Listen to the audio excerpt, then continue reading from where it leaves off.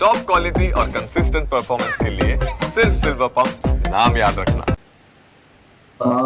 C as of નાવ અગર IT ની વાત કરીએ તો મેક ઓર બ્રેક જેવું કામ છે.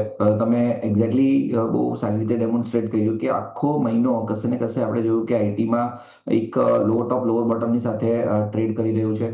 એક રાઇઝિંગ ટ્રેન્ડ લાઇનનો સ્ટ્રોંગ સપોર્ટ છે. સાથે સાથે તમે જોશો તો મંથલી ના ચાર્ટ ઉપર રાઇઝિંગ ટ્રેન્ડ લાઇન છે. ડેલી ચાર્ટ ઉપર પણ તમે જોશો તો બધી જ ઇમ્પોર્ટન્ટ મૂવિંગ એવરેજીસના નીચે છે. એક્સ્ટ્રીમ ઓવરસોલ્ડ ટ્રેડની માં ટ્રેડ કરી રહ્યું છે આઈટી. તો બાઉન્સ ઓવરડ્યુ છે, પરંતુ આ બાઉન્સ ક્યારે આવે એ ટાઈમિંગ કરવો ડિફિકલ્ટ છે. તો અમે અમારા ક્લાયન્ટ્સને તો સજેસ્ટ કરી રહ્યા છીએ કે જે પણ લાર્જ કેપ આઈટી છે, લાઈક ઇન્ફોસિસ થઈ ગયા, વિપ્રો થઈ ગયા, ટીસીએસ થઈ ગયા, એચસીએલ ટેકનોલોજી થઈ ગયો, ત્યાં એક સ્ટેગર્ડ મેનરમાં એસઆઈપી જેવું બાય કરી શકીએ છીએ.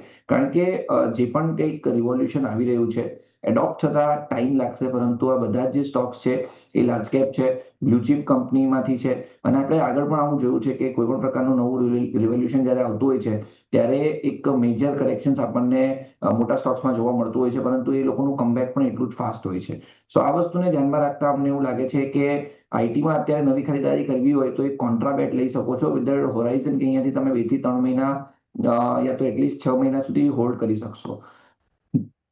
હવે એના સિવાય વીકલી ચાર્ટ તમે જોશો તો વીકલી ચાર્ટ ઉપર એક સ્લોપિંગ ટ્રેન્ડ લાઇન છે જેનો સપોર્ટ કશે ને કશે 30,000 થી લઈ અને 29,000 વચ્ચે આવી રહ્યો છે. સો મારા હિસાબથી કોઈ પણ જે ડાઉન સાઇડ છે એવું લિમિટેડ છે. હવે મેક્સિમમ 29,000 30,000 ની આજુબાજુ મને એવું લાગે છે કે માર્કેટમાં કશે ને કશે બોટમ બનવું જોઈએ.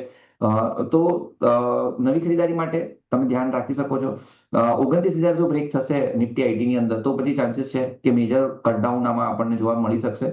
અધરવાઇઝ દેર આર ચાન્સીસ કે અહીંયાથી એક બાઉન્સ જોવા મળે. એ બાઉન્સ શોર્ટ લીવ્ડ હશે. એક રેન્જ હું તમને કહી દઉં ફરીથી, 30,000 થી 33,000 આ રેન્જની વચ્ચે આઈટી ઇન્ડેક્સ આવનારા સમયમાં કન્સોલિડેટ થાય એવું અમને લાગી રહ્યું છે.